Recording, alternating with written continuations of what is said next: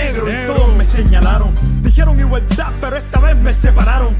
Dijeron mucho, pero no se olvidaron de callarse. Cuánto odio por mi piel sembraron. Dijeron historia y la tergiversaron. Dijeron guerra, muerte, odio y nos culparon. Enfermedades, epidemias nos contagiaron. Exterminación de mi fauna complace a tus mercados. Dijeron riqueza y todos se lo robaron. Oro, platino, diamante, a la fuerza se lo llevaron.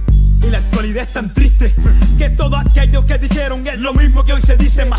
¿Quién dice, quién explota, quién se beneficia? El asesino, el mismo que da las noticias. Hay una cuenta fácil que siempre me da las grandes riquezas, de dónde vienen y hasta dónde van. Independiente como los Mao Mao, concluyente como los Mao Mao, como los Mao Mao, como los Mao Mao. Somos resistentes como los Mao Mao, independiente como los Mao Mao, concluyente como los Mao Mao, como los Mao Mao, como los Mao Mao. Somos resistentes como los Mao Mao.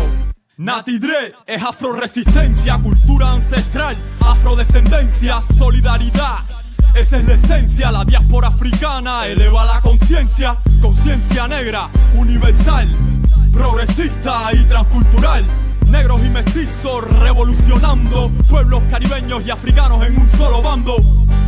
No más explotación, colonialismo interno, no más confusión, supremacía blanca en el Babilón. Soy rojo, negro y verde, afroliberación. Mientras más negro, más represión. Somos creadores, recupera tu visión. Mi visión es educar con amor, contra el silencio, vivo sin temor. Independiente como los Mao Mao, concluyente como los Mao Mao, como los Mao Mao, como los Mao Mao. Somos resistentes como los Mao Mao, independiente como los Mao Mao, concluyente como los Mao Mao, como los Mao Mao, como los Mao Mao. Somos resistentes como los Mao Mao.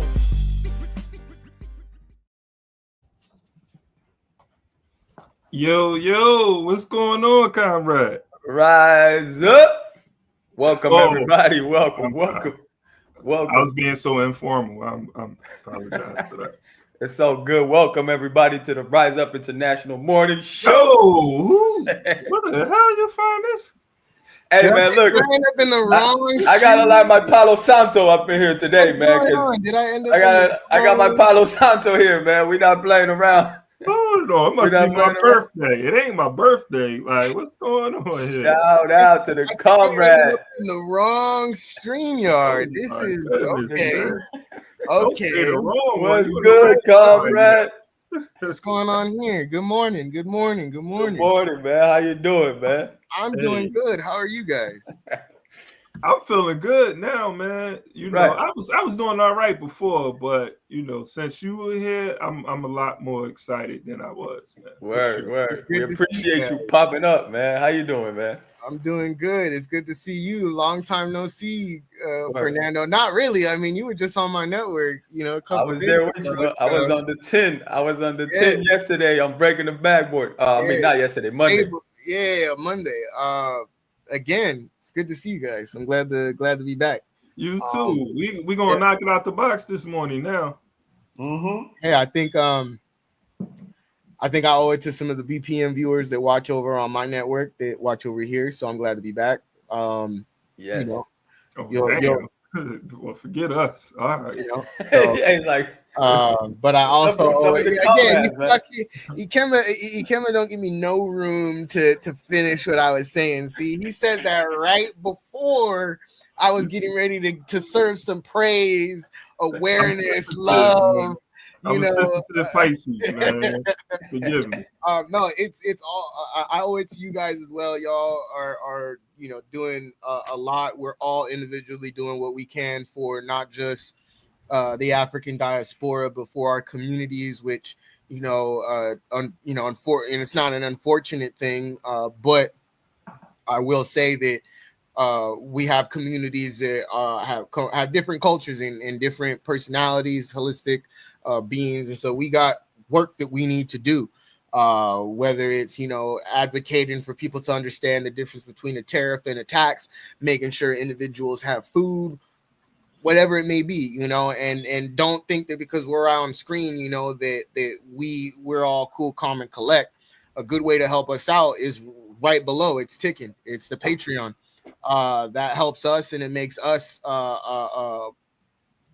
it makes this network what it should be and what it always was intended, which is for the people, by the people, with the people, you know, and for one, you know, goal in mind that's scientifically rooted. And so I'm glad to be back. I'm glad to have this space with you guys, and we got some important topics. We got some debunking. We got a lot of stuff to talk about. So I'm happy to be here. Man, I missed that, man. I missed that from Isaac, man. He know how to just like inspire and motivate, man. Get you ready, man. Like I'm good to go now. You're hyped up. We're good to go, man. I appreciate That's how your presence, comrade. We definitely missed you out here, man. Oh, man. Shout out to everybody checking us out today. Absolutely. It's a beautiful morning. It's a beautiful day for revolution. The rise up is here. Black Power Media. Make sure you like, share, subscribe. You know what I mean? Sorry about that. As always, there's a lot going on. Cross waters everywhere. You know what I'm saying? Yeah, man. With the orange playoffs about to get started, right? That's true. Playoffs, NBA basketball. You know what I mean? Playoffs are popping. Are the Sixers in the playoffs? Ikemba?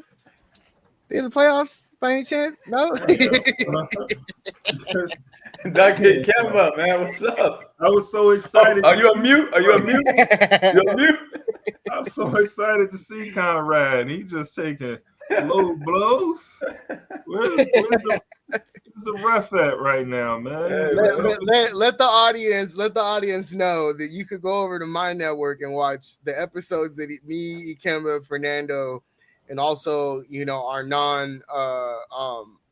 non-African comrade Ryan, you know, where we kind of, you know, shooted the shit on, you know, basketball. And I swear, Ikemba is the biggest Laker hater I've ever seen in my life. We're going to the playoffs with or without AD. That was a guarantee. I'm sorry, you know, but we got the new Pat Riley, the Lakers. Go Knicks! But Orange and blue, baby. My Knicks are balling right now. Let's go. Bro, I'm objective when it comes to these things, man. I don't hate. If there's a reason to congratulate, I'm going to congratulate. You know, I'm very objective. When it comes to this. We know. Hey, but I don't mess around with this. Hey, because I grew up just you know, and just sort of you know, watching sports and you know, it's been a part of my life since a youth. I'm still connected. I don't really watch too much these days, but I'm always checking box scores and just keeping up with how players are doing and how teams are doing. With that being said, man, it's just like it's so the issue I have with sports today, which was an issue in the past, but not like it is today, is the gambling. It's heavy too. It's heavy. It's the gambling. It all seems like wrestling to me, man. It's a double standard though, because you know refs could still work and operate as referees within the NBA and have an illustrious career like Scott Foster, but yet be connected to, you know, tanking games or leveraging games for certain individuals that are gamblers. And so it's kind of like a double standard, because it's like they don't want players to, you know, to gamble, but at the same time they want them to advertise it. And it's a colonial construct in of it itself. The trading players off, acquiring players, it's very, you know, it just reads, you know, JP Morgan in its earliest stages is, you know, selling, buying, trading these, you know, auction ports that were off the coast of, you know, the motherland.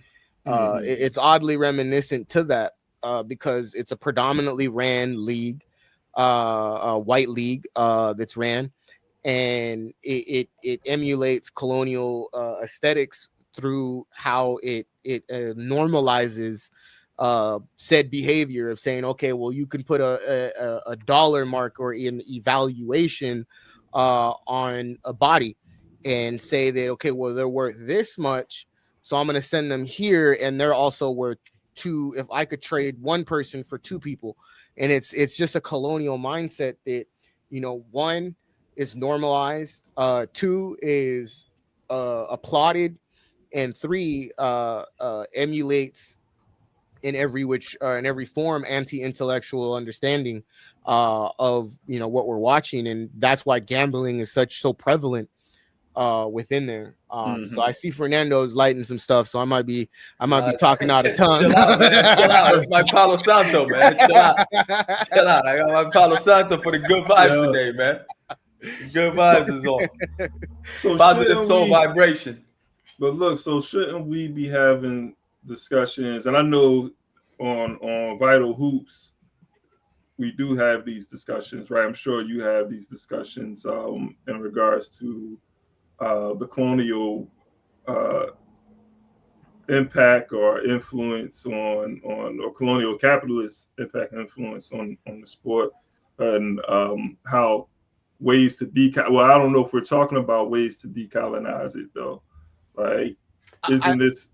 No, I'm sorry to interrupt, but I would just say I think that there is an avenue to decolonize it. It's just, are people willing to indulge in the intellectual way to that, or are they willing to indulge in an anti-intellectual concession that upholds and still values colonial aesthetics? And, you know, I think that's what we see, you know, is me and Fernando talked about this on my network as well, is that, and I think you were there too, is that, for one, basketball is ran differently, like nationalized basketball is ran differently in different countries, obviously, because holistic, but it's not like, for example, I can give China or I can give like Cuba. It's not ran through like a capitalist system where, you know, individuals are hyper exploited.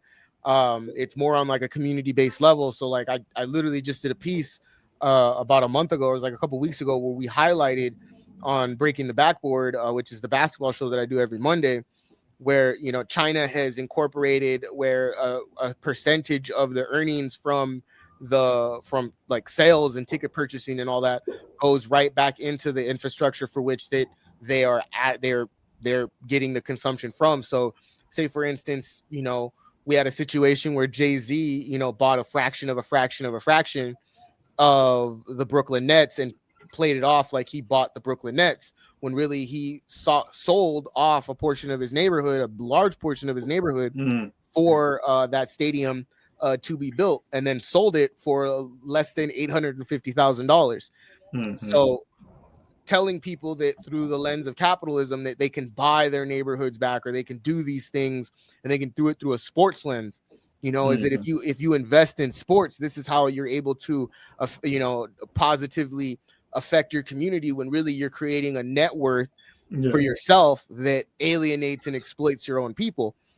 And, you know, and also, you know, from a colonial standpoint, it's only getting worse. You know, like right now we have the Basketball Africa League that's going on right now, right, in the continent, and that's a straight up NBA project. You know what I'm saying? And that's the NBA. The NBA owns that. They're operating that, along with FIBA, but they own the majority of it. And so, the major, one of the major sponsors over there, you know what it is Visit Rwanda. So they got that joint big on their jerseys like that. Visit Rwanda. You know what I'm saying? Damn. Yeah, real talk. And one question, this may be a silly question. Like, Visit Rwanda is just promoting to visit Rwanda, or is that like a company? Yeah, it's a company. It's a company in Rwanda. It's a neo-colonial company that works with not just the International Monetary Foundation, but also works with what people would classify as puppet regime in Kagame in Rwanda, that's actively causing and brutalizing his neighbors, or the Congolese people as well. So, you know, it goes back to, you know, a question that always gets put up, and excuse me for burping, it gets put up, is it settler colonialism you know, is only a time period. Well, no, it's a structure, it's a system that is deeply embedded in the consumption and the furtherment of corporate capitalism and oligarchy. And so these institutions cannot thrive and survive if they do not have a form of racism, a form of manipulation, a form of consumption, a population that's willing to consume and manipulate it to do so. These things, they need certain aesthetics. It's like a house needing certain walls. They're needing certain again, like if you have a 2-story home, there's certain walls that you can't knock down because the whole entire house will cave in. So they need these specific walls to be in place to be able to continue to build these structures that they the structure of colonialism upon itself. So it needs these pillars to consistently keep building up and up. And that's what the NBA is. It's a pillar of the big house, the big White House, Massa's house, that again needs to be burned. And the only way we burn it is what? The root foundation of that is settler colonialism, which means that's a structure. It's a part of a structure that it's not separate. And we have large groups and large forms of organizations and individuals that don't start at that basic, simple principle of dialectics of getting individuals to understand that. And so now they're trying to come here to France as well, like through they're talking about NBA Europe and things like that now. So there's the biggest, most billionaire, like for example, football clubs like Paris Saint-Germain, the Paris club, that's like, yeah, we're interested in building an NBA franchise here. You know what I'm saying? And so and recently they got the NBA school to come here. They call it NBA school. So it's basically camps ran by the NBA where they're going to be recruiting players. And so they basically want to control the entire basketball world. That's the whole goal. So this is straight up capitalist, imperialist project, you know what I'm saying, with the game. And they're building multinational corporations. That's what it seems like. That's what's happening, because you said it's the NBA and who over in Africa? They're partnering with. You mean the Basketball Africa League with Visit Rwanda? Yeah, and you mentioned the football. What's that? Oh, the football club that's here in Paris. The big football club. Yeah, are they partnering with it? No, they're interested in building an NBA franchise here in Paris. Gotcha. You know what I'm saying? So so they and let's for those that want potentially a decolonial an analysis of this, if you haven't already seen it or interpreted through what we've been talking about and critiquing, is look at this through the lens of how Europe underdeveloped Africa. Because that's a huge the model of which that they are using in Africa is a continued model that was done before that we see now. It's just, again, that structure is now bigger, it's taller than what it was before. So if we use Walter Rodney's observation, we use his analysis of the situation, we can come to that conclusion that, again, resources, meaning human, meaning when they start creating these basketball institutions, just know that it is there not just for the consumption of capital, but it's also there because there are potentially rare earth minerals. There's other investments that they are wanting in the motherland, and they use these institutions to try and play it off like they're, we're trying to bring basketball across the world, and we're Africom is, straight up connected to. It's a model that they have we've allowed them to do software. We've allowed them to even create another update. Let's speak about that. Yeah. It's almost like in what was that, the 80s, I think, when they would call it like the McDonaldization like countries. And when McDonald's comes into your country, kind of opens the floodgates for this globalization project or imperialist project, right? Exactly. I'd rather have a McDowell's than to have a McDonald's. McDonald's is just murdering us worldwide. Better quality for cheaper the price. Let's keep it a buck. So listen, real quick. Yeah, go ahead. I hope people got that reference. Yeah, and I know we're about to pivot, and I think I would love to come back to this conversation again, because this was deep. So let's definitely continue this. But when Isaac was talking, made me think about even in he was referencing Jay-Z and the Brooklyn Nets arena. And in Philadelphia, they were recently, I don't know if y'all heard, like with the Sixers or 76ers arena, they were looking to move downtown. They were looking to displace Chinatown. They were looking to like build over top of Chinatown. And there was resistance to that. And the funny thing, well, not funny, but the city council, most of the city council members and the mayor were on board and voted to have this arena built downtown. And they were talking about, of course, like the cliche, create more jobs, stimulate the economy, that sort of thing.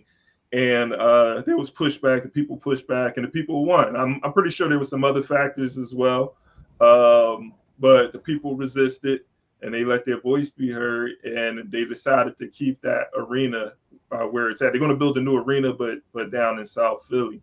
But I think it just speaks to what colonial capitalism does. It just builds over top of whole communities and destroys communities for under the pretext of like progress and advancement and creating wealth and so forth, but not thinking about the people that are crushed as a result. And that's just a microcosm of that's how the system operates. If we see the people who are homeless and people who are suffering from mental health issues and can't find work, and all of these social ills that come with the system, it's all in the name of what they call advancement. And that's why they don't even see these people on their highway. They don't even see us are able to even empathize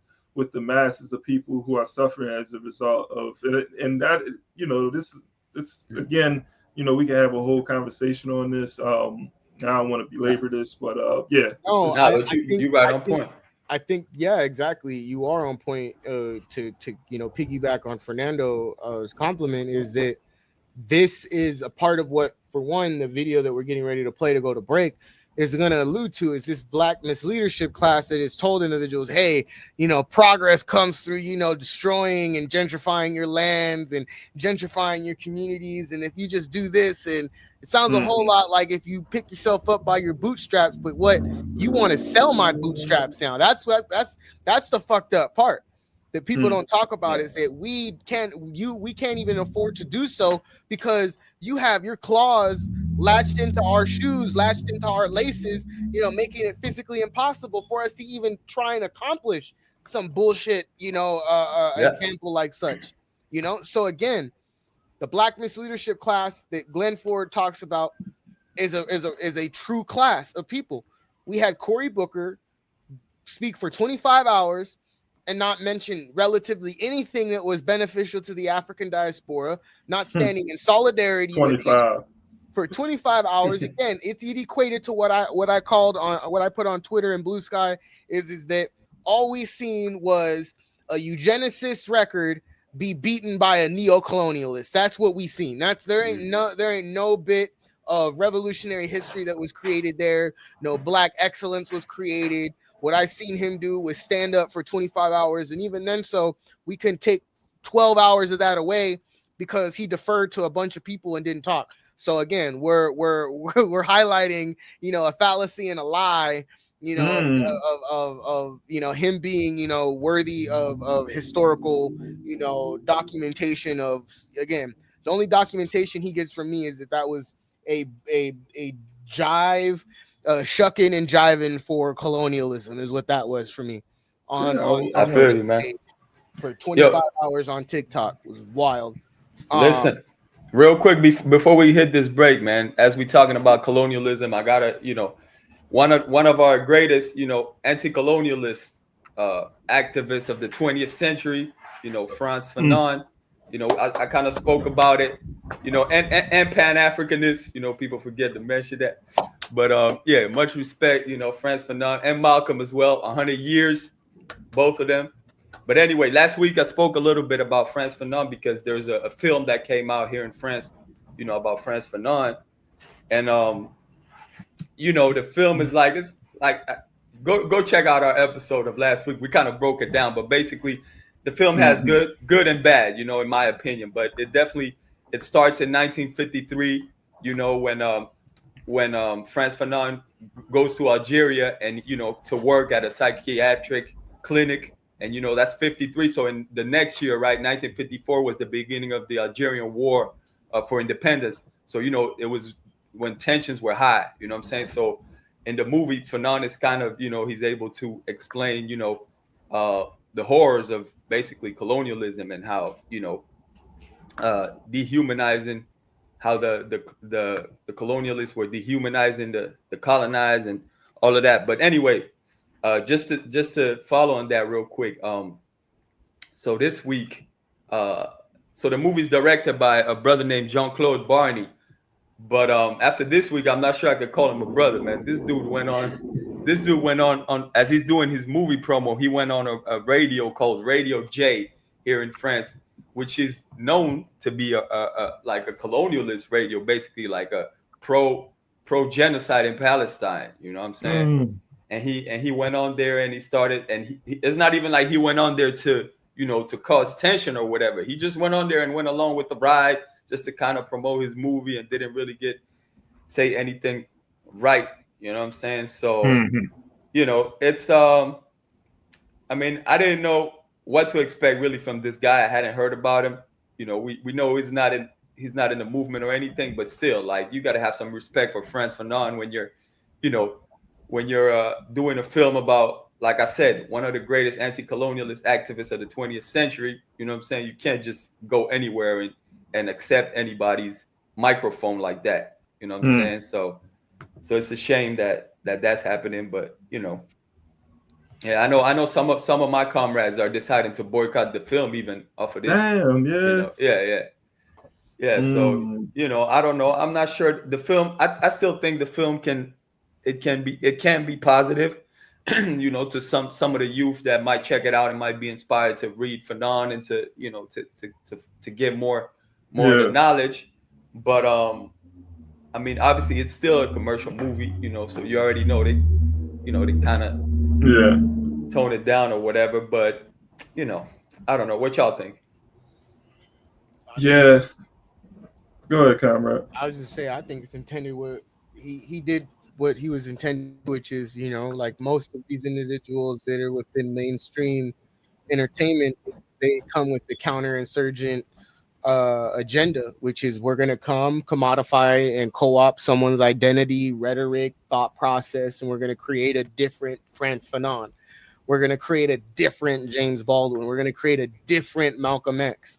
You know, we're going to highlight, you know, that Malcolm X loved white women and not the fact that you could have had a 2-hour movie about Malcolm X that was starred by Denzel Washington that actually went through the better sides of Malcolm X. But we always allow mainstream media to demonize and highlight in long forms. Again, majority of that movie was you know, trying to discredit Malcolm X's legacy. I feel I don't hold any merit to Spike Lee, because again, Spike Lee has enough money to feed his whole entire neighborhood that he came from, but does he do it? No. So that's Spike is Spike Lee is Spike Lee, and I mean this is just how I see it. But you know, to get back to the Frantz Fanon, this movie was intended and is intended to do what imperialism wants it to do, which is to co-opt his legacy. And so now people, instead of wanting to read his books, they become lackadaisical and they become very lazy in short form, well. You know, and they go and they watch a movie, because people go and they watch Spike Lee's Malcolm X and they think they know everything about Malcolm.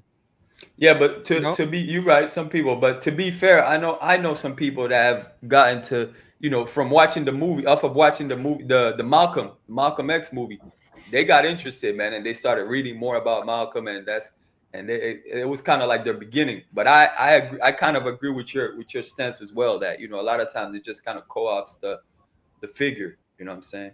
Yeah, and that's just how I mean, we live under colonialism, so they're always wanting to make money off of us by any and every stretch. And so, you know, I see it this way. And, you know, for him to go on to a colonial, you know, radio show, and you're making a movie about an anti-colonialist. This is a prime example that he was not serious about Frantz Fanon's agenda or his image. What he was serious about was the money that came after that production. We have to understand they are filmmakers. They don't give a fuck about people's character. The only character they care about is the character that they want to be displayed on screen. I learned that when I was in high school drama as a thespian. You know, so you can have an interpretation of what the character is outside of what we're doing here in this play and this drama and this screen, right? But at the end of the day, you know, if you do not, the director has a vision, and that's what he did. Is he had a vision of Frantz Fanon, he emulated it. You know, people might say it might be accurate, you know, but at the end of the day, it's not actually, because it's not the real fucking person. And that's the juxt of it all, is that it's media. You're made to consume it under capitalism instead of actually taking black skins, white mass, taking a dying colonialism, taking Wretched of the Earth, taking all of his compilations of individuals that came after him and actually reading them, formulating that same thought process so that we don't end up like a Frantz Fanon, you know? So that would be my critique of it. It probably is a good movie, but it's still connected to capitalism, and so there are But you know, like we can utilize these films at least until what we should be is developing our own films, right? Documentaries and films around these figures, and just being able to just have control over the narratives of these stories that are being put out. When we're in a position like we are now, where we're not like really producing the narrative, at least you know, in regards to just like mainstream, we can look at these films, expose our people to these films, but come with some political education around it, like we do. You know, sometimes we organize film screenings and we look at these films and have discussion afterwards, and we're able to sum these films up. And so with the film, the director of this film going on this platform is a contradiction, and we call them out. And you know, some folks are going to boycott. I don't know if I'm, you know, if boycotting is necessarily like an answer here. We can definitely, you know, criticize, call this person out. But I think if there's a film out there on Frantz Fanon and we don't have anything produced, let's use that to expose people to the film. And and just, you know, push Fanon's work forward. There's definitely other options too, though. So I ain't saying my answer is the right answer, because it's not like, you know, we can show concern and violence, right? A good way to boycott it is someone buy the movie if it's on digital copy and make it free for everybody. That's one of the good ways that you can boycott it, is because again, it's still in the theaters for now. It's still in the theaters. Exactly. Or you know, critique the fact that there potentially might not have been anybody from Frantz Fanon's family that were a part of this, and this might just be accounts from a book that was written or a screenwrite from, you know. I was wondering what his daughter thinks about it, but I was going to say that might be a good chance. It might be a good chance for this network to reach out, you know, and say, hey, you know, we just want to clarify: are you and the family connected by any stretch to this film? Because you know, we see that the individual that directed it is doing a lot of things that contradict what Frantz Fanon would want. And this also goes, you know, to an example is that we're not the only ones that have this critique. Is that James Baldwin was told to write by a major studio screenwrite for the biography and screenplay of Malcolm X's life. And he alluded to that, you know, it feels like I am a part of a second assassination of one of my most dearest friends, you know. And so that's what these things are intended to do. Is they're intended to, again, put multiple nails in coffins that are consistently they're already closed shut. because we live under the constructs of colonialism, and not that we've allowed in every stretch that we've allowed them to do this to us. It's that they created, it goes back to what Shahid Bolson said, is that every what did he say? For every it's like for every time that I tell you something about yourself, just know that there is an antidote to that. There is a prescription within what I'm there's a prescription within the diagnosis, is what he said. So if you're taking what we're saying here, there's a prescription within what we're saying, is that, hey, start evaluating the way that you operate. We're not saying you're operating wrong. We're just saying, hey, just like you clean your phone out and you make sure you got all the tabs and everything ain't open and whatnot, do that in your life. Do that from a decolonial perspective and start looking at how you could potentially do a little bit better. That's all we're asking. And that's self-accountability. That's what that is. Being self-accountable for what we go through and how you can help from a collective and from an individual perspective, which we don't see through that Black misleadership class that, again, is in media. It's in entertainment and it's in politics, which is what Glenn Ford, has alluded to and did allude to, when he was breathing time and time again. And the words speak more now, because we have Democrats like AOC and Bernie Sanders and Hakeem Jeffries and Cory Booker out here saying we're going to fight oligarchy, but yet you're the oligarchy. So again, you contradict yourself, and at the same time, do you really think they defended that people are fooled now? Again, I'm gonna jump right into that, Ikemba, because I said this on my network. Is that, guess what?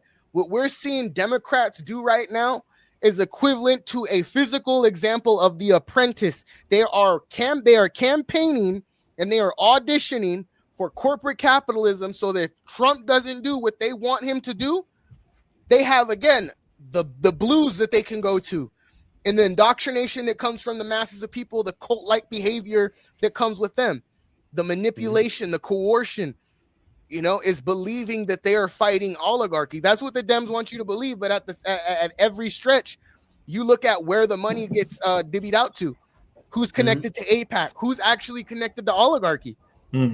AOC, Bernie Sanders, Hakeem Jeffries, Cory Booker, Jasmine Crockett, all of these individuals from the diaspora, and the ones that aren't part of the diaspora. So none of them are friends. No, stop playing with us. And that's why, I question, certain individuals that right now that are running on third-party tickets, because I question, because it's like I really want to know how you have came to a decolonial analysis of the situation and left the indigenous populations completely out. Again, decolonization isn't a metaphor like Tucker and Yang said, okay? It's not a metaphor. It's a physical apparatus. It's a physical structure that we have to embody. And I don't see it. So I hear you, comrade. Listen, anyway, I hope everybody. Fernando's cutting me on. Hey man, listen. I hope everybody's enjoying the return of the indigenous nightmare. You know what I mean? He was cooking though, comrade. He was cooking, man. But listen, I hope everybody. No, on a serious note, I hope everybody does get to Ratchet of the Earth. To black skin, white mask.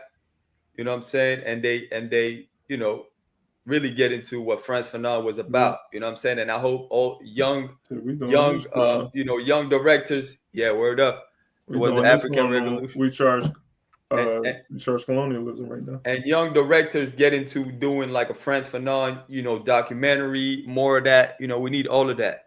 That's right. Black skin, white mask, all of that. The three books in the building. The 3 books that you see on screen are very, very vital to Pan-African, not just literature and ideology, but again, when you read Black Skin, White Mask, then you'll start to understand why white women act the way that they act. I'm keeping it a buck. When you read Wretched of the Earth, you start to really understand how this colonial system thinks and perceives and especially after reading Black Skin, White Mask, when you compile those together, Dying Colonialism, Towards a Pan-African, you know, all of those, you know, compiled together are amazing. And then you go down the list, Teray, Rodney, Sankara, and Krumah, so and you're work, like, man. God damn, like how is it that you got hundreds of thousands of people that call themselves Pan-Africanists that are connected to these ill fratricidal organizations, and you still don't know the assignment? It's because I don't think you really read it. I think you've put on Instagram that you've bought these books and they've collected dust. But you got to be a revolutionary. It's more than just calling yourself a Pan-Africanist, man. You have to. Your politics has to be about the dismantling of colonial capitalism. It's the system has to go. Yeah, there's no other solution. There's no other solution to African people problems or any colonized people. Well, again, armed struggle is the only way forward at this point, because when you see them building, you know, cop city after cop city, when you got like on average 6 cop cities in each state, you know, now this is ridiculous. What we should be doing is we should be working with indigenous communities, these said reservations that are concentration. I'm laughing at Isaac because he don't give a some things I just won't say. Am I wrong? I respect it though. You know, you're not wrong. They're out here building. They're out here building. Hey man, and I told y'all. I'm giving a vibe. I'm giving a good vibe. They're out here building cop cities, and we should be fortifying and working in reciprocity with these so-called reservations that are known as concentration camps that, you know, we could be helping with again and utilizing our international knowledge and applying that to self-determination of indigenous populations here in the occupied territories of Turtle Island and creating international global fucking relations through that lens. Because again, we fail to realize 1,500 sovereign indigenous nations are here and have been here in the occupied territories of Turtle Island and exist, meaning whole government systems that were here before American quote unquote independence in the counter revolution of 1776 and the occupation starting in 1492 on Plymouth Rock. So again, we also have to factor into this so-called constitution and independent state is that these motherfuckers couldn't even come up with their own literature, with their own documents, because it derives from the Haudestosaunee Confederate Constitution. That was highlighted in Kyle T. Mays' book on the history of African of Afro-Indigenous people in the United States and how they stole portions of the Haudenosaunee Confederacy Constitution and used it to justify the exploitation and extermination of indigenous populations, the same indigenous populations that they stole documents from. So while we were the savages, you motherfuckers couldn't even come up with your own literature.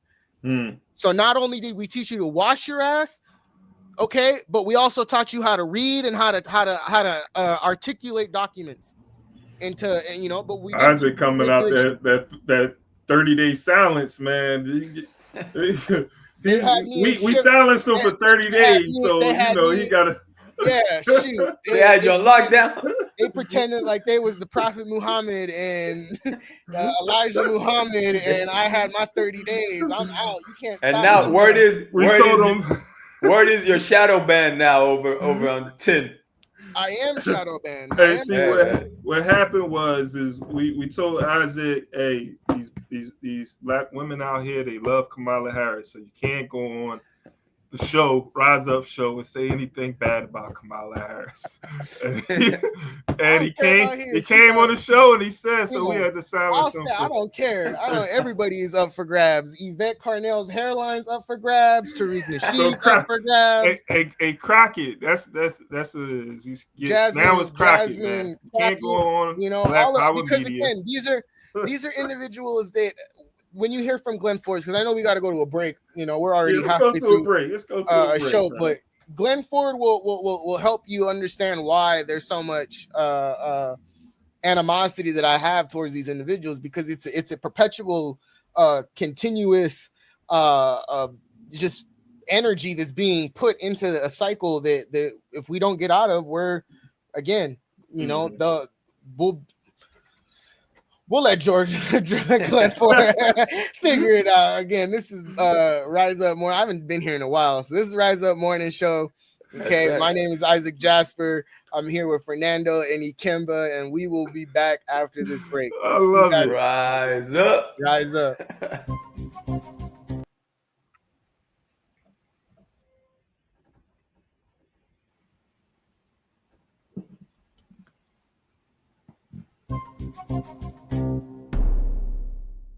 I want to take a long view of history this evening to put the current era in context. So it's going to take me a little while to get to Mr.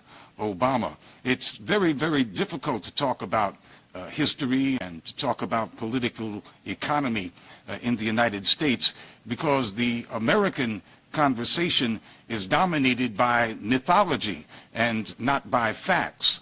Facts make most Americans very uncomfortable, and so those facts are often unwelcome in the conversation. I'm going to begin by stating a huge fact, a fact that I think shapes the political geography of our time.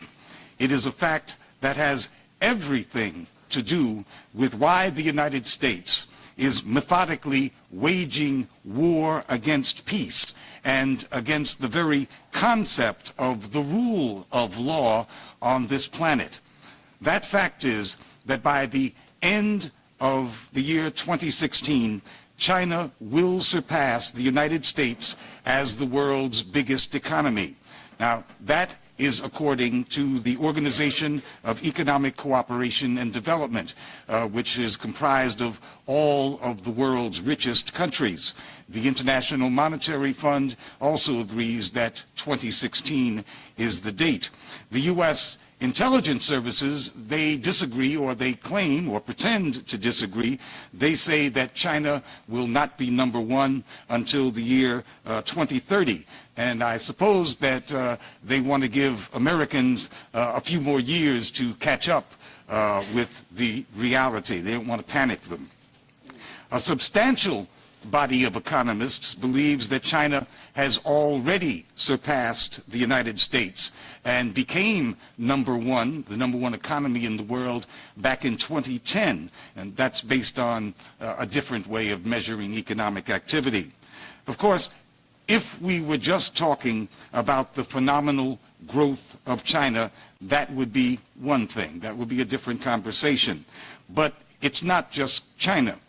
Brazil has also grown explosively. Its development bank, the Development Bank of Brazil, is now bigger than the World Bank. And this in a country that only, it seems like yesterday, was considered part of the third world. And now its bank is bigger than the capitalist bank. Even U.S. intelligence agencies now predict that Asia will surpass the economies of the United States and of Europe combined by the year 2030. And we're not even talking about the economies of South America and the economies of African countries. And in those places, China is already the major trading partner. So the economic eclipse of the United States, of Europe and North America by what used to be called the Third World, the world that was formerly colonized and super exploited by the Europeans and by the United States, is essentially an accomplished fact today in the year 2013. This is a far different world than when I was born. After World War II, the United States accounted for more than 60% of all the world's manufactured goods. Today, Asia, and specifically China, is the center of global manufacturing. And the powers that rule in the United States and in Europe are desperately trying to figure out how they can maintain their dominance in the world, in a world that they don't produce as much as their former colonies and their former vassal states do. A world in which the United States has few advantages besides their control over the world's financial institutions like the World Bank and their huge war machines, which is their primary advantage. The great crisis facing U.S. imperialism and all those junior imperialists of the old Europe is the rise of Brazil and India and, most importantly, China and many other members of what we used to call the Third World. Actually,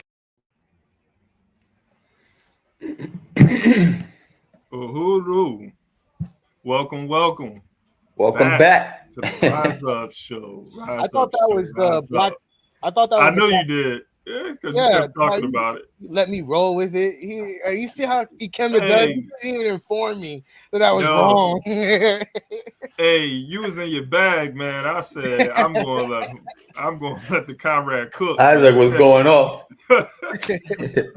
But you ain't say anything wrong though. I'm saying that's that true. much. Well, I'm glad because a big part of holding a cadre together is making sure that we hold each other accountable and that we're not talking outside of each other's necks. And so, thank you for allowing me to speak my truth and, speak on things that I think are very prevalent. They're very urgent, that we need to discuss, whether it's demonstrations, how we can gather, said 30,000 people together for a cool minute. And yet we don't utilize that time to be able to get 30,000 people food, 30,000 people clothing. I mean, these demonstrations can easily go through Walmarts and out the backs of them. They again, we allow them to isolate us. We allow them to encroach us. We don't have the right people that, again, whether it's demonstrations, whether it's from electoral system, we have a lot that we need to start working on because, we don't have a whole lot of time. And if we keep evaluating our liberation to every 4 years, I won't see liberation, you won't see liberation, your kids won't see liberation, your kids won't see liberation because it's a perpetual cycle. So, and we have to start doing a better job of looking at ourselves as part of a nation, right? A separate nation. If we're really talking about nation building, if we're talking about revolution, not integrating, assimilating into this colonial capitalist system, then we have to really start whatever disagreements, whatever issues we have with other organizations that have the same objectives and goals. I feel like, all right, we may not sit down and have lunch or dinner together, but we're still a part of the same nation that is looking to liberate ourselves from colonial capitalism. At least in the short term, we should be doing that because it's not as if we have the numbers to go up against, the American empire and the Western empire in general. But I feel like we're not talking. So for the next 4 years, conversations about organizing to take back the White House and all, those aren't the conversations we should be having. You know what I'm saying? Yeah. When it comes to the electoral arena and so forth, like it could be used as a strategy or organizing tool to bring our people together. But the objective, whatever we're doing, the objective should be how to strengthen our nation and how to overturn this relationship that we have with these colonizers. So it's not enough. That conversation, I feel like we need to have not more with ourselves, but more with people who feel like the goal is to reform this system and to have more inclusion in this system. Yeah, and if I could, before Fernando, I'm sorry, Fernando. No, go ahead. And this is before I lose my damn train of thought because you said something and it was like a couple minutes ago that I was trying to latch myself onto. The nation building. and utilizing that. We're going to get into an article, hopefully, if we have some time today. I mean, now that I've said it, I think we might as well, talk about it. But utilizing time periods where we see African countries expelling colonial behavior, colonialists, and working with them and saying, hey, we're individuals from this motherland. Now, we might not all be from Nambia, but we have a connection to Africa that I think would be beneficial for said global relations, because it puts us in a position to now where we start to work from an international perspective. And now that I've gotten my train of thought back in regards to working with elections, is that our goal in mind is not to be at the helm of these colonial institutions. It's to, through community efforts, through dialectical and scientific approaches, dismantling the system without that hurting the people. So we know that there are institutions that have been created that have manipulated the people into believing that that is a fully socialist system, when in actuality it is a system that was created for people to then benefit off of, like food stamps.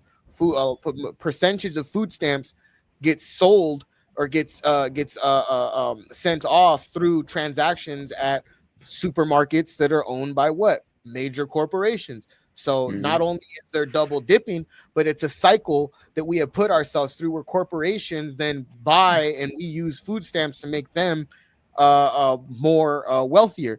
So, the way that would work under a scientific, lens is people would just be able to get food, and it's not ran through a corporate lens, meaning the corporation gets a certain amount of money, and that's because we've bought a certain wholesale of food. No. We've alleviated greedy oligarchs from being able to take control and leverage cost of food, because now we don't equate food to cost anymore. We equate it to the human being needing food. Now, if we have a surplus of food, which we do, there should be no problem as to which, people should be able to get what they get. Fernando being able to get food, Ikemba being able to get food, Damn, that wind is fucking loud as hell. That wind. The wind at my. You hear that? Yeah. Let me go on mute. It's a cyclone in there, a hurricane. Yeah, that's a cyclone. Listen, but real quick to get back to what you were saying, Ken, but I agree with you. It's crazy that you said that we need to think of ourselves as a nation, because I was just thinking about that today, and I was speaking to my comrade Vlad about it, like how many people, when they're talking about what's going on in the United States or even here in France, how many of our people keep saying we, you know what I'm saying? And they're talking about and they'd be like, yeah, so if something can happen to us, and they mean the United States, right? And they keep weing and using, you know what I'm saying? And I'm like, yo, what's in your head, man? Like, you know what I'm we saying? got to separate ourselves psychologically. Really a lot of people haven't been able to do that yet.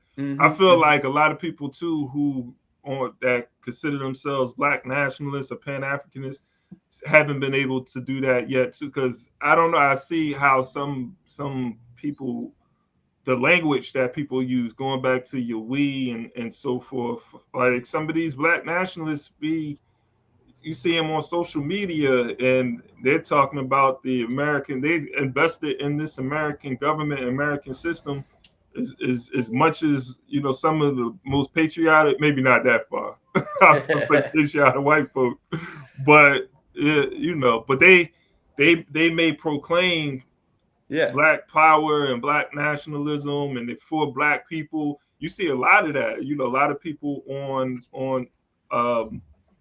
in the media and social media, just displaying this proudness of being Black, but it's more than just being proud to be Black. It's a system, of course, right?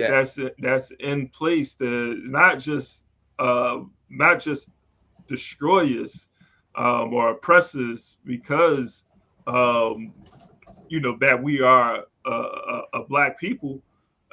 It's an economic system that, yes, we've been relegated as Black people or as African indigenous people to the bottom, but they're able to sustain that system, not through just the color of our skin is because now, you know, they can use class, right? They can destroy us through just this control over the wealth.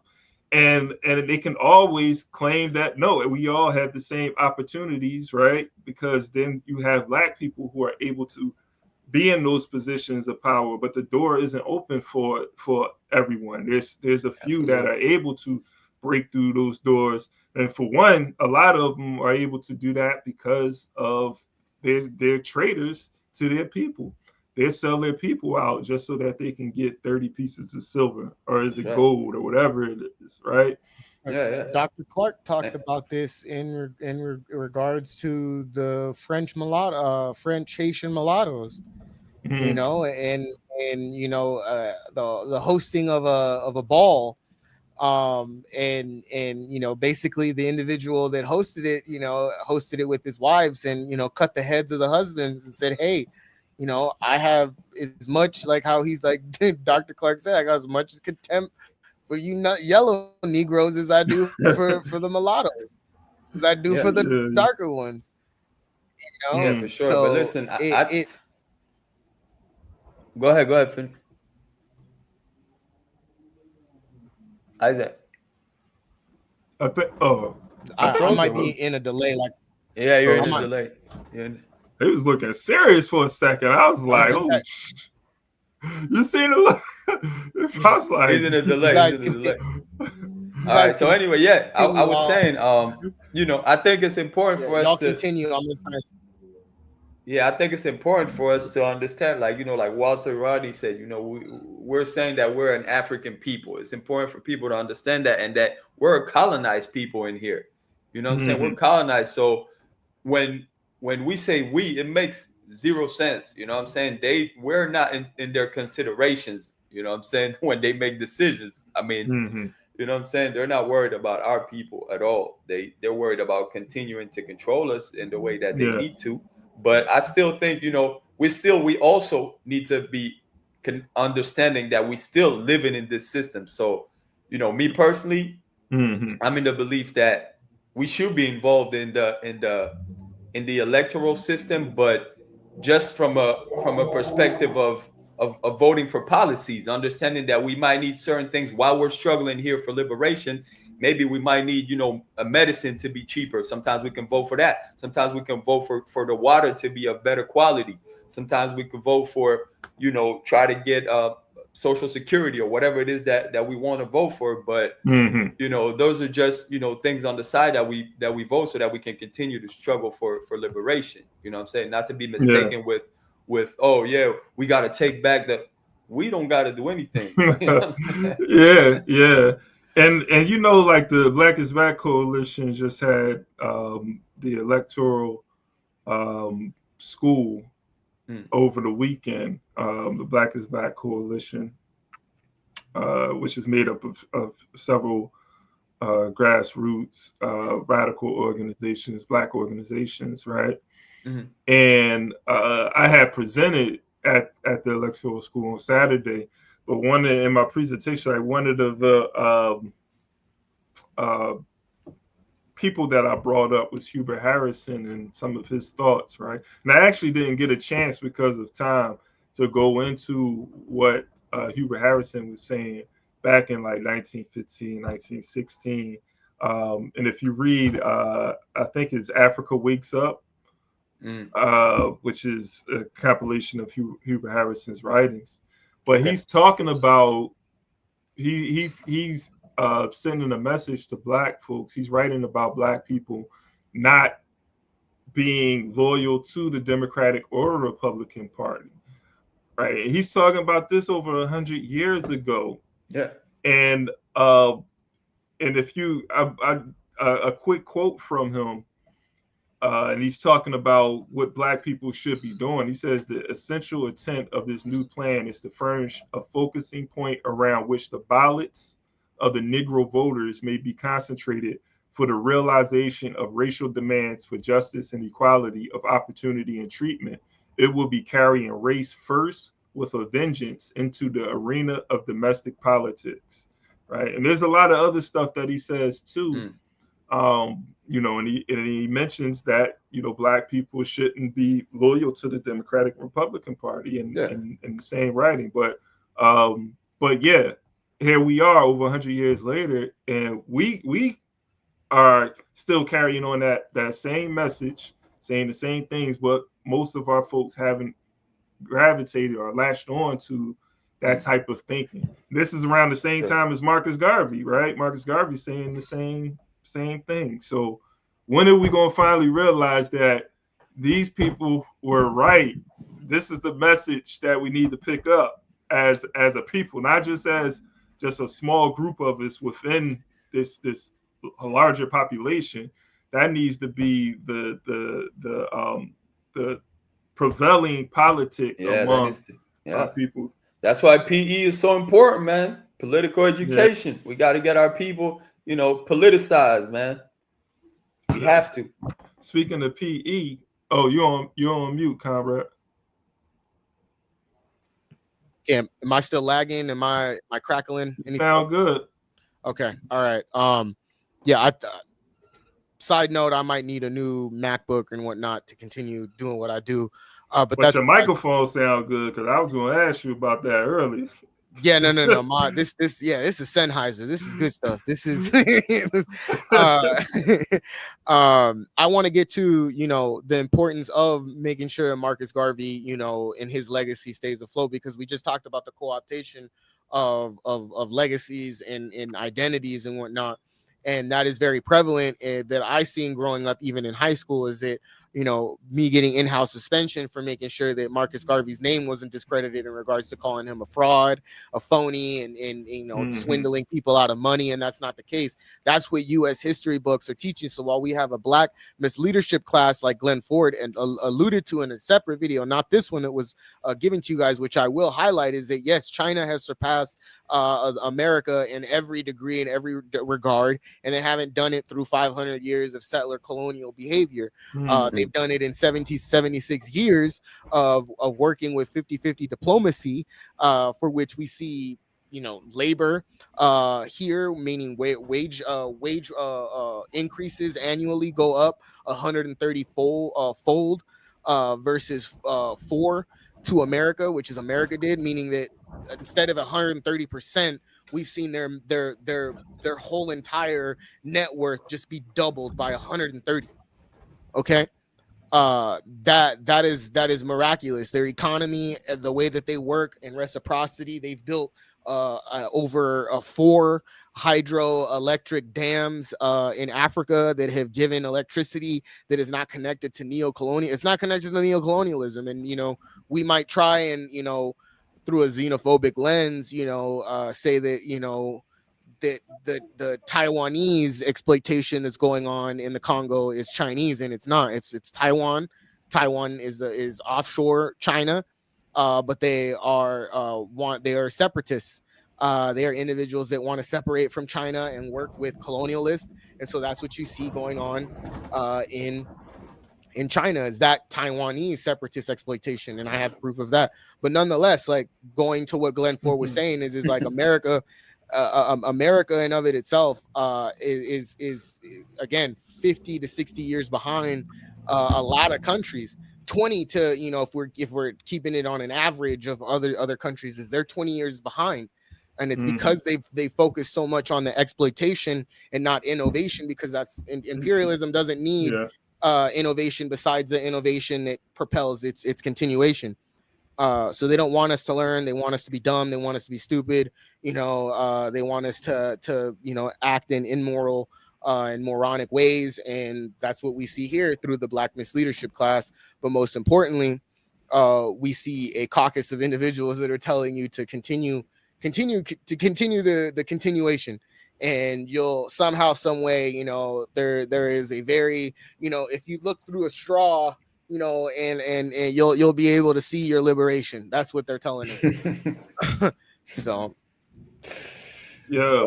But with that being said, though, and Fernando, I think Fernando got the article, right?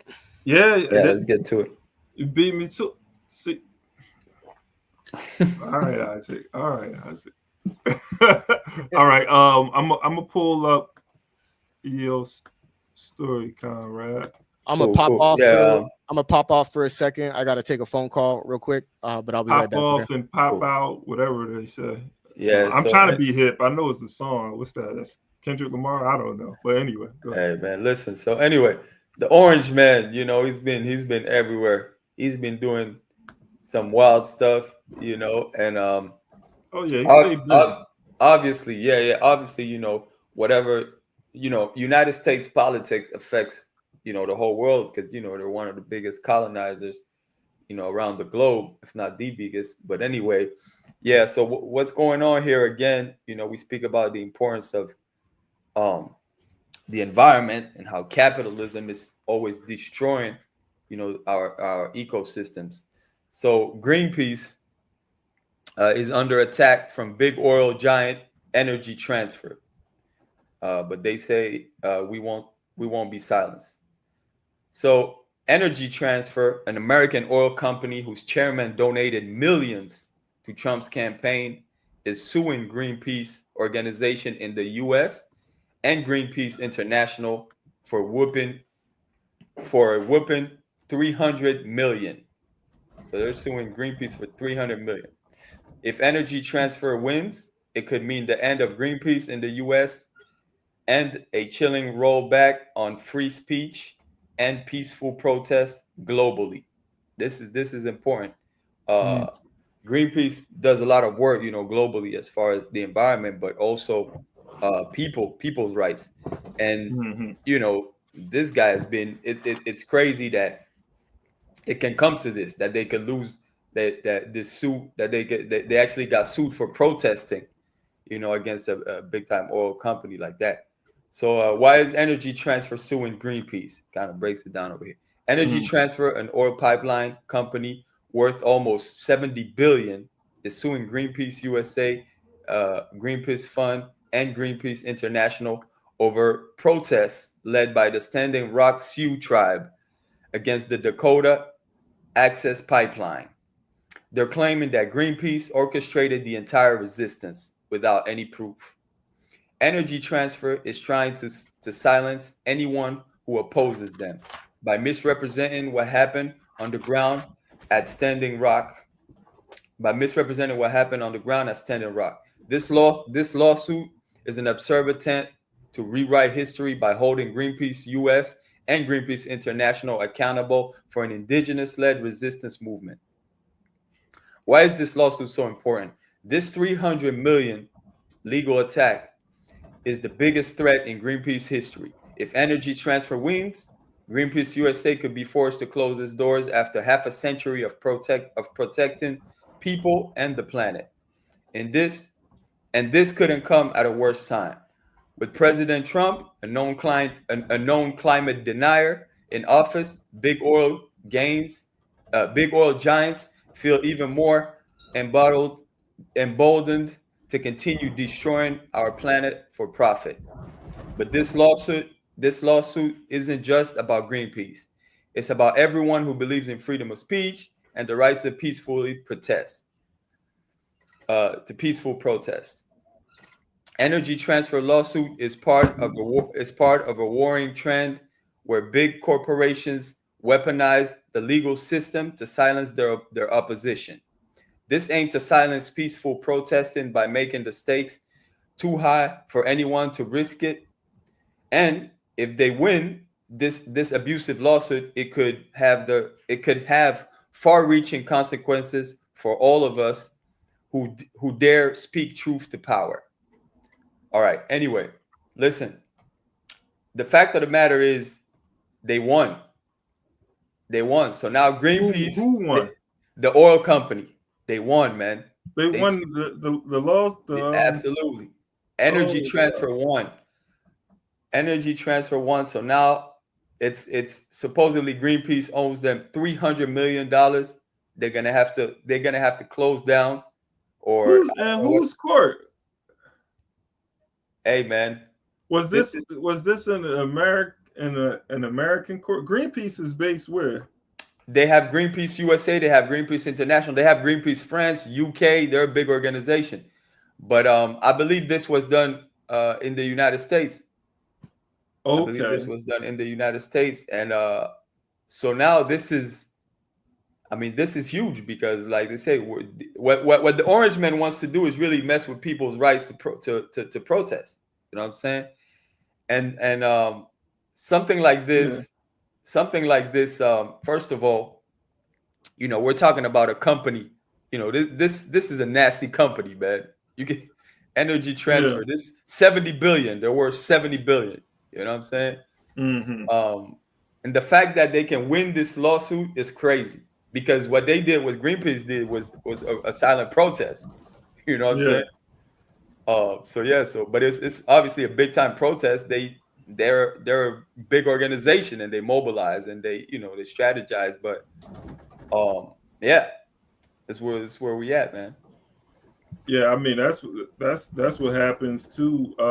I mean, when you're an organization that is a registered, whether 501c3 is just registered to operate as a nonprofit or as a corporation, you make yourself vulnerable to these types of attacks by the state. So because revolutionary, you're not going to sue no revolutionary. Like, what are you? We're going against everything that you said. The courts, all of that is all part of the system. We trying. But I mean, can they not sue an independent organization that's not registered? I think they can sue if you're an independent organization.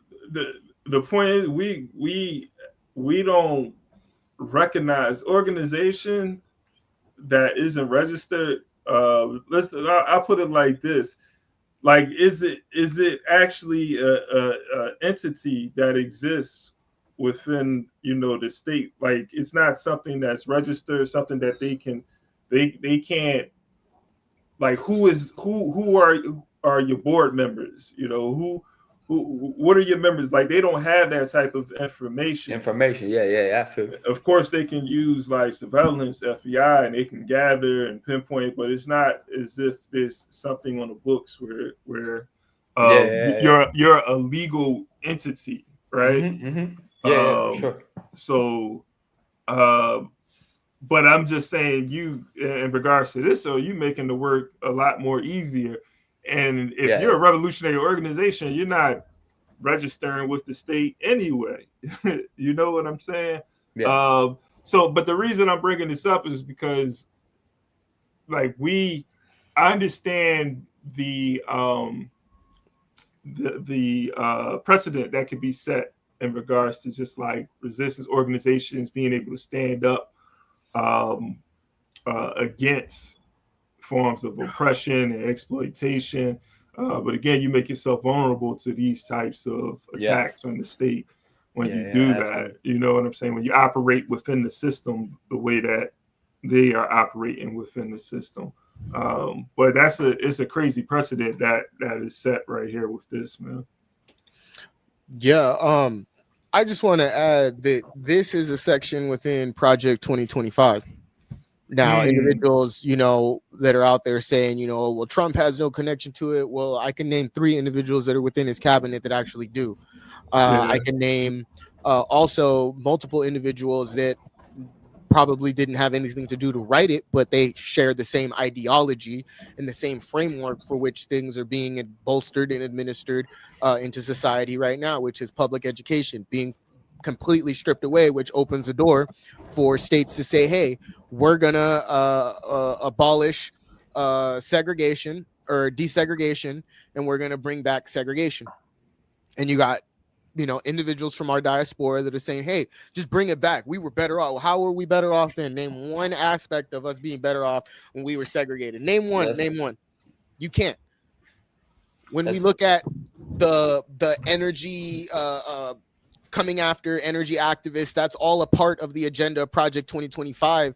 And we see people who have ran oil companies that are now head of environmentalism, in all that bring it back bullshit. That's right wing. That's right wing talking points. We have individuals in the administration that are saying we're going to do a green imperialism and we're going to do big oil. drill baby drill. That's You right. know, these are approaches that again bolster imperialism. So this is not surprising. No. This is as it was intended, and it will continue to happen. Yeah. But like Ikemba said, are you a revolutionary organization if you have given through the government system an avenue for them to exploit you and to demonize your organization?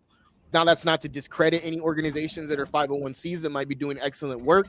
We're not critiquing that. What we're critiquing is the avenue for which that you potentially have given this government system to demonize and then make examples like they consistently do over time of us, so that our diasporas, whether it's the African, whether it's the indigenous populations here in the occupied territories of Turtle Island, abroad and international, or domestic and international. We again, this is we should be trying to take away we should be fighting to take away their jurisdiction to even be able to, you know, bring us to their courts and to sue us.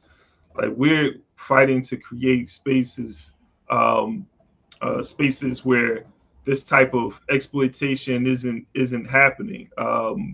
This is where local elections might be a good way for that to be leveraged. Is that at a local level we can start chipping away at a lot of this stuff? I mean, correct me if I'm wrong, you know, but I think it is something, you know, that could help, you know, in deregulating this process, you know, that we know is very detrimental to our diaspora.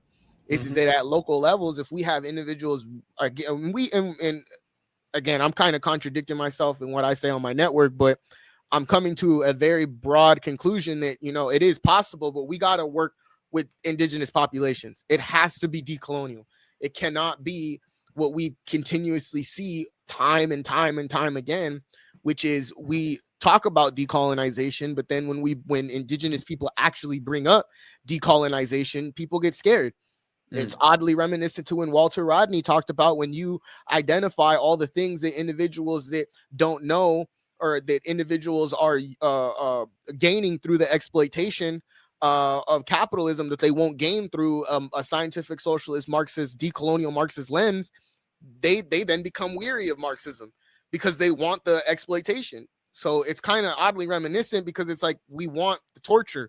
We want we want the shackles and constraints on us because we don't properly address or go down the proper avenues. So no doubt. No, I think y'all both make a good point as far as that. I mean, you know, we know Greenpeace is not a revolutionary organization, but at this point, we definitely need, as far as what's going on with the ecosystems, we need all the organizations we can trying to do something. You know what I'm saying?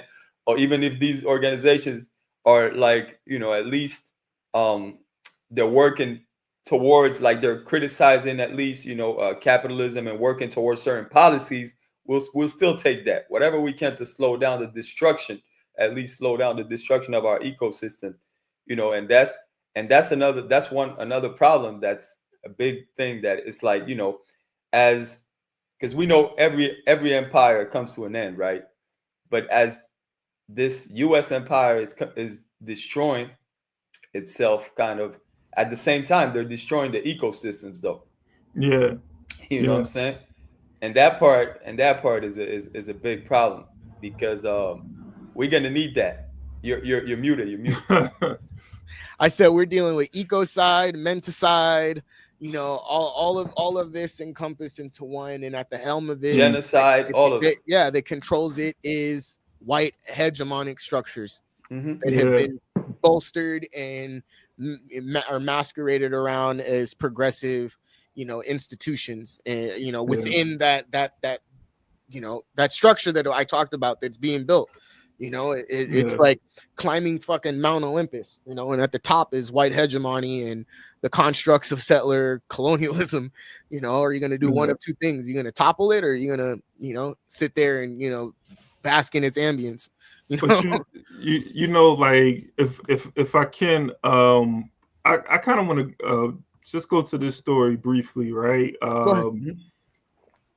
Because it goes to a point I want to make in regards to Greenpeace.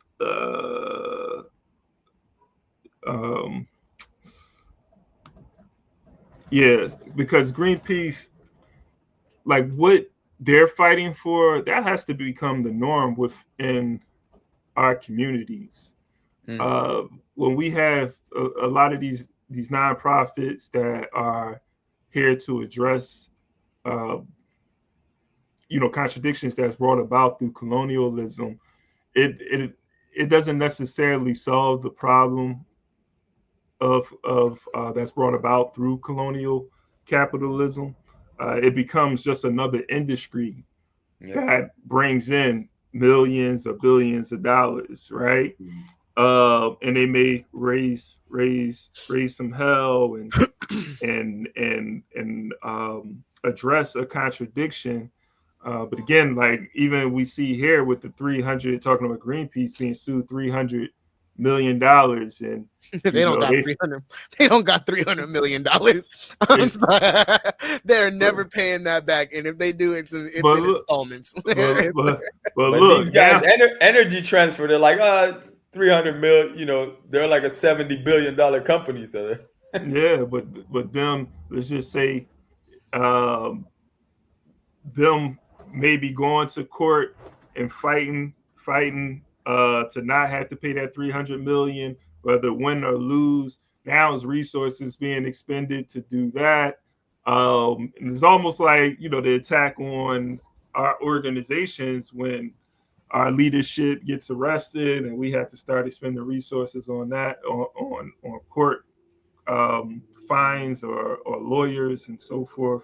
Yeah, they're going to appeal. Greenpeace already said they're going to appeal. Yeah. So now you're focusing on that, but still, just going back to my initial point though, with these nonprofit organizations sort of becoming band-aids to these problems and not necessarily solutions. But just really quick, because I came across this story, the rise of America's profitable panic industry. Turning the America home into a fortress is now big business, with sales of escape tunnels, hidden weapon caches, and even flammable moats on the rise. If you ever see a flammable moat, let me know. I will pay to go on that trip to go see that. But in a nation increasingly defined by political turmoil, climate dread, and global instability, the New York Times spotlights the rise of a booming panic economy that is transforming how America is prepared for what lies ahead. No longer the domain of fringe survivalists, doomsday prepping has entered the mainstream with high-tech underground bunkers, luxury escape retreats, and off-grid fortresses becoming big business in a multi-billion-dollar industry fueled by fear. Ron Hubbard, CEO of Atlas Survival Shelters, leads one of the many growing businesses catering to the ring demand of high-end bunkers.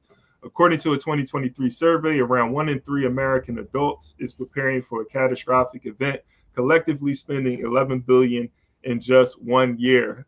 Atlas bunkers, often equipped with features like garages, gyms, and greenhouses, are increasingly being built for everyday Americans. At one Dallas area site, an underground tunnel will link a bunker directly to the client's residence. This show is crazy.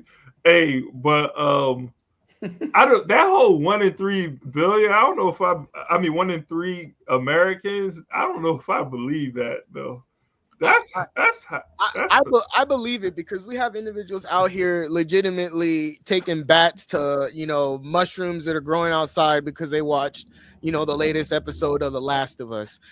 Again, this goes to one of two things that I'm going to break down is that we as a collective, as a population of people, we see an apocalypse happening far sooner than we do the liberation of ourselves from this capitalist system. And they emulate that through entertainment and through media. So I'm not surprised that people are out here going to Big Five and Dick's Sporting Goods and all of these places and buying all of these things and going to ammo shops and getting real, comfortable with the guy at the ammo place and, learning how to shoot things. And, I'm not surprised by this, because it's by design for these individuals to operate like that. It's also, again, one of the second thing is that, guess what? Every accusation is a confession. So while they're accusing, or I would even replace that with every move that you see these billionaires make is a confession of the bullshit that they're complicit in. Meaning that They know some weird shit might happen, or they're preparing for what they know is that we're going to come to our senses, and now they're going to go underground like the moles that they are. You know, they're going to do something. That's like that show. You ever see that show Revolution? It was a whack show. I think the most accurate show that depicts why we cannot properly address or what will happen in a post-apocalyptic world here in the occupied territories of Turtle Island is a show that was done called Colony, and it exhibited exactly what will happen. I saw that, John. Yeah, it exhibited exactly what will happen because we don't properly address colonialism. Is that these white patriarchal males will start preying on the women. They'll start segregating individuals, and they'll start making their own little separate compounds and whatnot. And if you don't got some bright little, if you don't have the bright idea to please these individuals or come with some, a form of worth, then you're not a part of that said colony. You have nothing to bring to the table. And this is the environment that's bred. So it doesn't surprise me that people are doomsday fucking prepping, which you should be prepping for, but they're not going to. Is resistance, is occupied forces coming into already gentrified areas. Again, they're building cop cities behind black and brown neighborhoods, and we're out here acting like, well, our umbrellas and our goggles are gonna fucking fix some shit. No. Spending $500 at Home Depot. How about we go to Home Depot and we start, let me calm myself, because this is not my network fully. And I'm not trying to get y'all in trouble. And I'm talking about a game called Minecraft. So I'm gonna I almost got silenced for 30 days because of something you said, man. I was like, he said, come on, man. You just got Minecraft, huh? Yeah, my son plays that. I was guilty by association. No, but I unite with what you said. And again, that's sort of the point as well that I'm making in regards to one of the points I wanted to make with that story is just this focus on, again, not necessarily ending what is causing us or leading us to this doomsday scenario or situation, right? And expending resources to overturn that. It's just preparing for the worst. But again, an industry, though, is being created. $11 billion spent in 1 year. So now going into the media, and you spoke on all of this, Isaac, but they feed into these fears, and it becomes a marketing tool, and people are going out there and they're spending this money. And so now, because you have an industry that has been created as a result of this fear that has been created through the media, there's no incentive to address the issue. There's no incentive to stop the cause, right, or what could potentially be the cause of this doomsday scenario. And so, that's one of the issues we face under the current system that we're a part of, because it's all about this profit. It's not about solving how can individuals gain as much wealth as they can, and that's it, man.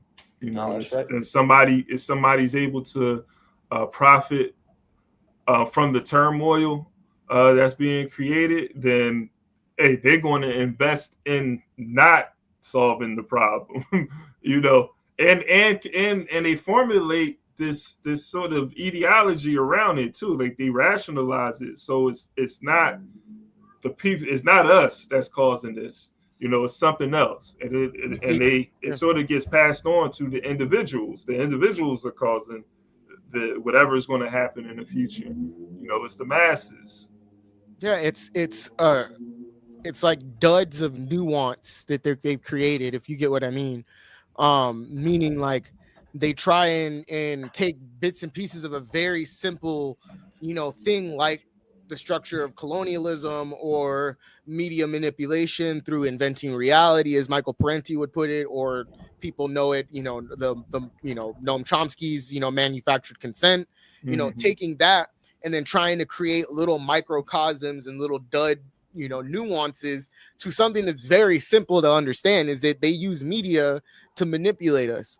They're trying to get you just now recently, the movie Warfare, which is an A24 film, is wanting you to feel bad for some people that are in an area that they never should have been in to begin with because they're colonialists. So again, it's breeding this it's propaganda, man. Yeah, propaganda, and making you feel for a colonialist, for a warmonger, and expecting the individual to then picture that and then emulate through the mouth, through the mind, through their eyes, that this is freedom, that this is liberation, this is liberty, this is help, this is a hero. And in actuality, we know what it is that they're warmongers, and they're nothing more than pawns on a chessboard that are being used to be able to win the match. Yeah, absolutely, man. Hey, with that being said, though, do we want to pivot? Because I know that you said you had something, or do you want to go into the Venezuela piece? I would say let's go, because we do have another break for Black Power, do we? Or okay, yeah, we got one more. We got another break. I don't want to disrespect Fannie Lou Hanger. So let's cut to a break, and then when we get back, we'll conclude with the last articles, and then we can send our people off from there. I hope you guys are enjoying. I hope you guys enjoy that I'm back. I hope you again. I'm not trying to piss no one off. If I need to stay gone, let me know. Put it in the chat. Let him know. Let him know. He needs to feel the love, everybody. The rise uppers, man. Of course they do. Exactly. Man. In the words of Ray Charles, quote, "Hit the road, Jack," if I need to go, because I will. Welcome back. Nonetheless, we'll be back, you guys.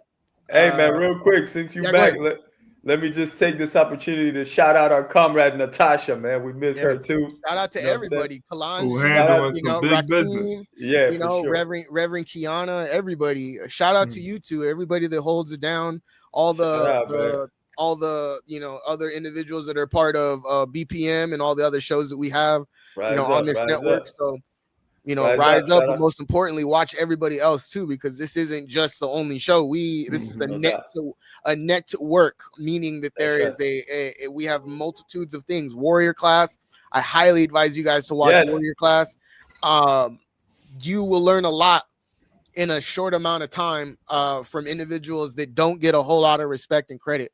So I just want to highlight Warrior Class. I've been watching that for I can't even put a date on it. I just know I've been watching it, and I'll continue to watch it, as a member of this network. So yeah, shout out to everybody. Let's go to a quick break, and we'll be back. Rise up. But I'm afraid that it is not. Mrs. Hamer, do you see changes since you're from right in the middle of the rural South? Do you see any trend there in terms of Black people moving toward unity and moving away from unity? Just generally, what is going on in your area of the country? Well, I do see more unity, because the power structures in the South are forcing us to have more unity. There have been a class split with the Black community. That's being moved, because we are finding out whether you middle class or no class is no different. As long as we Black, we in the same boat. And that's forcing us to be together.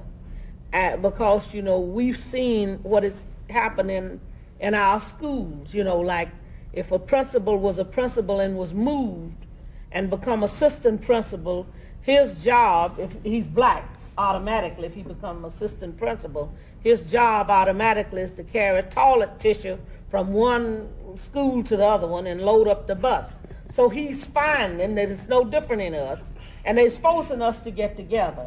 And I think that the change will come, because we have to. It's nothing handed to us on a silver platter, and we have to work together for a change in the South.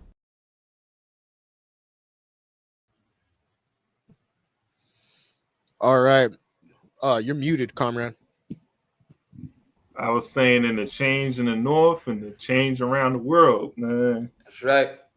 Exactly. African nation. Could you, Ikemba, pull up the article for me? Because I'm having Venezuela, John? Yes, yeah, I want to get into that for a bit. For those that don't know, Donald Trump, as he and other colonialists besides him, again, he's not the only one. And I know there's this notion, and I think me and Ikemba have talked about this in the past, is that Trump isn't the big bad. It's these corporate oligarchs and the corporate capitalists that we need to really be focusing and honing ourselves on, and how this is not an irregular occurrence, that this is natural for colonialism, the way that which he's acting. Yeah, and so we see that Venezuela's 35 migrants rescued from Guantanamo Bay, repatriated, basically meaning that they were brung back to Venezuela. It says right here, none belong to the TRD, also known as the Tres Aragua. This is a gang that has been highlighted or is outlawed by U.S. By imperialism, and so it makes you question, okay, what are they outlawed for? Because in most cases, when the U.S. has these types of enemies, in most cases, is people are feeding people, they're advocating for rights and whatnot. So I wouldn't know. I just know that they're classified as a gang, and Venezuela has notified that none of the individuals that came back were even a part of the gang as Trump's administration said, that the reason why they were sent to Guantanamo Bay was because they were terrorists, they were dangerous to society. But really what he's saying is, if you read between the lines, is that these individuals had brown skin and that they weren't of white origin. And so they were dangerous to an institution and an occupation for which it was created and founded only for that said white race. Okay. So what we're seeing here is, again, nothing more than a colonial approach, continuous approach to colonialism. Nothing more, nothing less. And they are masquerading it around like they're cleaning house. They're getting rid of gangsters. They're getting rid of gang members, all of these dangerous people. And that's not the case. Mm-hmm. What it is that they are making, and this is where prison labor makes a huge, has a huge portion in this, is that they need free labor to be able to continue capitalism. So while we're out here fighting for the little crumbs of the bread that we cook in the oven that we turn on, and the bread that we need, and the pan that we, grease up and powder, flour up and make sure that it's real nice before we stick it in there. In this case, since my comrade Fernando is here with us, we're using plant-based, products and whatnot. Appreciate but nonetheless, we created the bread, and yet we asked for crumbs. So we've allowed these individuals to do this and masquerade and pretend like this is these tariffs, but most importantly, the migration and immigration laws that they have put into place are for the people, when in most cases, most people are not even from the countries that they're saying are not gang members. They're just, again, individuals that this system, which is colonialist and racist, is being racist too. It's very, very easy to break down as a decolonialist, because it's the same MO. While we talk about Trump deporting all of these individuals, let's talk about Obama and how he deported more fucking Haitians than anybody in history.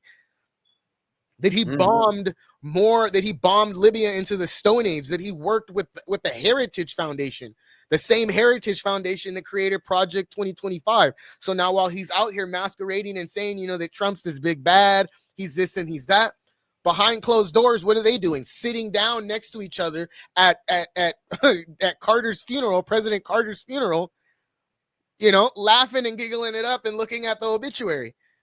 They're colonialists. They are a part of the same. They are imperial maestros. They are part of the same club that alienates, subjugates, and oppresses the masses, which, if you can scroll down to President Maduro, because he highlights this, is that this is a media war that they are enacting onto the population of people. Can you make it larger too as well? Sorry, comrade. There we go. There we go. Right there. Right there. If you can go all the way to the end, President Maduro comments on this. And so in this, he talks about, as stated, the Bolivarian Republic of Venezuela, again, informs the people that thanks to the return to the homeland proper, led by the constitutional president, Nicolas Maduro, says right here that 16 women and 175 men were returned from illegal preventive detention centers in the United States of America in April 11, 2025. Again, they were held in Guantanamo Bay. So now, while we have America out here saying that China and Cuba and all these individuals are encroaching on America, why the hell is there a base on Cuba if Cuba's the problem? I don't see a Cuban base on the the coast of Miami. We don't see that, again, because Cuba's not a colonialist a state. Now, I mean, we have a Cuban here, Fernando, so I don't want to, act like I know everything about Cuba. But what I will say is that there isn't a base that is ran by Cuba that's here in America, but there is one that's being used as a torture zone, as a zone for, again, exploitation and extermination of indigenous populations, because that's really what it is. And so we see Nicolas Maduro call this out and literally say, you know what, if I think it's a little bit further down, if I'm not mistaken, it says where he goes over the media war. Yeah, man, they've been Guantanamo.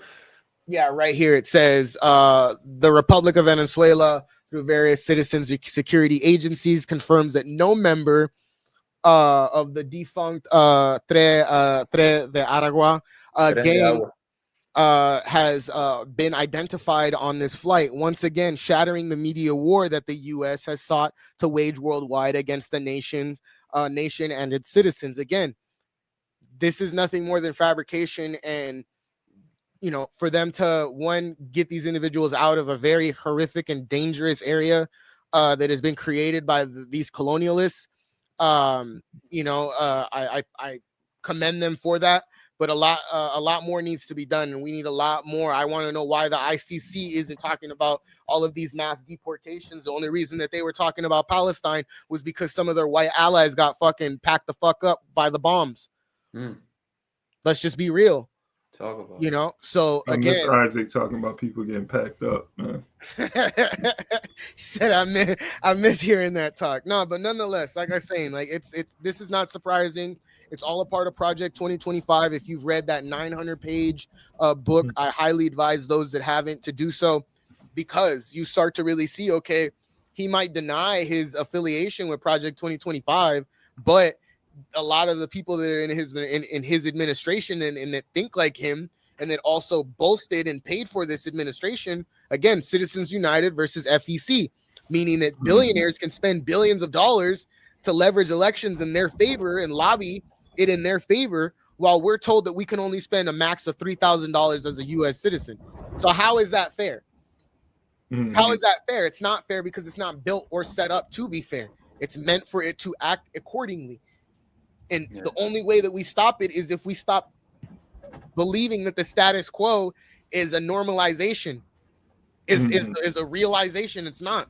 This is a reality that they've created, and all we do is continuously keep regurgitating the shit that comes on in the media, the shit that comes into the article sections, and we disregard our own sovereignty time and time again. Again, we enact cognitive dissonance to our own liberation when we start to believe that it comes through the lens of electoral politics or working with corporations that are demonizing our communities.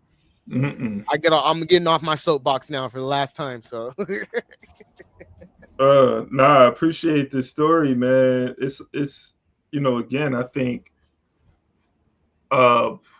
when we look at what's happening, first of all, people who are here that are being deported back to their home countries or countries of ancestry, because they may have been born here. I think like part of what Trump wants to do is even if you are a citizen of this nation, if your family is from these countries, they're talking about deporting you. So I don't know if it's got to that extreme yet, but this is part of Trump's plan, you know. I was hoping that I would be able to find this clip that I seen on, I think it was either on Instagram Reels or it was on TikTok, but it was a live mic in the White House, and you know, just recently we had the visit of the Bolivarian, not Bolivarian, but the El Salvadorian president that came and met with Trump, and it was a live mic of them walking or taking pictures, and all you hear is him saying, you know, the next step is homegrown citizens to be next for deportation, and going after mental institutions, you know, individuals that again have been affected, whether it's through the military, psychological fucking warfare that's been enacted on them, to where it's just fried their mental capacity and they become these, you know, quote unquote, you know, nut jobs. Whether it's just individuals that have been put through some shit because of capitalism, that have drug addictions that have just warped and made their brains mush, sending them out and deporting them. It's like it's but the thing is though, is like the fact that well, I'll just say this, the contradiction that people who may be from these countries being sent back and that being a bad thing, like that just shows the contradiction is when you don't even want to go back to your home country. And that has a lot to do, of course, with like the poverty that exists there, but the poverty that exists as a result of the relationship that these countries have with the West and with these imperialist nations. And so, you know, that is something that needs to be spoken about or brought to light in these conversations that we're having. It's not just, you know, just fighting against American citizens or people here in America being deported back to these nations. Why do they not want to go back to these nations? It opens up the conversation for, you know, for the fundamental contradiction or issue at hand, right? When we start talking about how colonial capitalism is really driving these nations to not be like viable places for their citizens to want to stay and live and you know, create a life for themselves, that they have to come to the empire. And then the empire is able to, you know, these imperialists are able to, you know, treat them. You talked about the racism, but the racism is a part of that colonialism. The racism is the rationale to be able to, the rationale that they create among the masses of the colonialists for them to feel justified in their actions against, you know, these oppressive actions against people who do not look like them, right? So, you know, like, I think it's an important story. It opens up the door, I think, to like the bigger conversations that we should be having, right? Because we never want to get caught up into like the whole reform thing where it's like, no, we got to change this law. You know what I'm saying? Like, these laws are bad, you know. It's not specific laws or just laws. It is the structuring of it itself.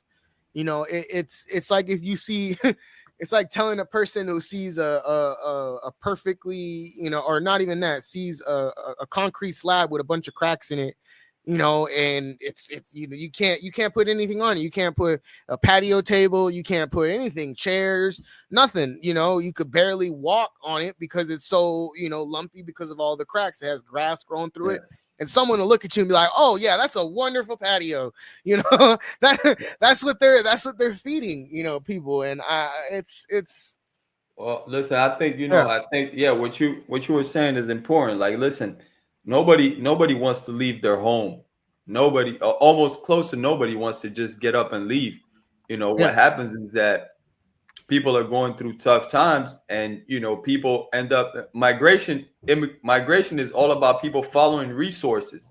It's economics. Economic sanctions play a huge role in why countries, you know, end up the way that they do. So sorry to interrupt, my guy. No, you're good, man. People keep you know, stealing. You know, the people, they keep stealing resources all over the world. These imperialists, you know what I'm saying? And people go you know, they go and they follow resources. That's what it's about. It's not like people are just getting up and being like, I want to go live over there now. You know what I'm saying? If people can, they stay home with their family, with their families, with their communities. But, you know, times get rough because of what you say. Imperialism is just taking over, and, you know. Right on. Yeah. No, I got your message. All right. Yeah. I gotta dip out a little early. I gotta go pick up my cousin. We at the end. You ain't early. Shit. All right. We closing out. We ain't got no more time either. We closing out, man. Top of the hour. All right. Top of the hours. We appreciate everybody. Yeah. Yeah. I want to say thank you to the viewers for watching. I hope you enjoyed this episode. You will see me sometime. I won't put an exact date on it. And thank you to my comrades, my two brothers right here. The work that you guys do individually and collectively for this network is vital. Shout out to Vital Hoops. Thank you, comrade. So, yeah, we gotta really, again, I got a message. Someone said I was kicked. Y'all kicked me out, and I said no. I'm sorry. I'm not David.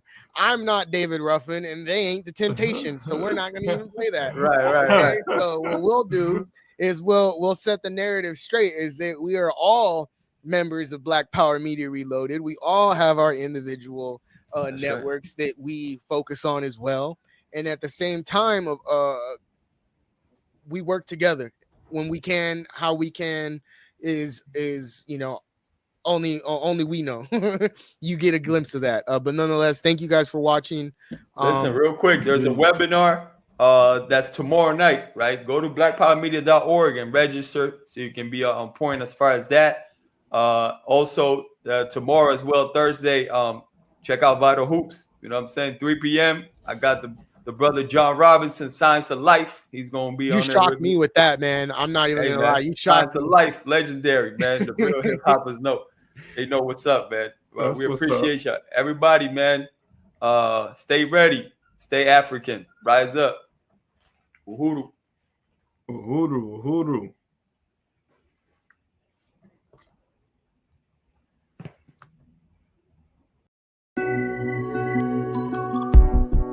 Sometimes the riot is a quiet one, or the battle is to love yourself and function in society where voices of reason are muted by anxiety, like gaining notoriety is selling your soul. So we tend to go no deeper than the shallow water level, trying to keep us overhead in the face of all the slurs and the stares, mentally frozen, paralyzed by fear of failure and success. So we lock, stock, barrel, running while it's crumbling. All these towers and they're babbling, but the baby's in the bath and the stash under the bed.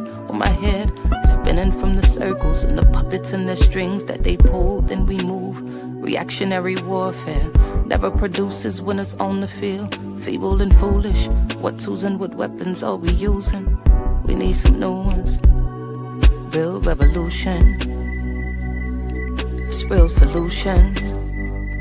Well, we've taken on the ways of the ones who conquer with their guns and religion and division. Got my inner me looking like my enemy. Real revolution,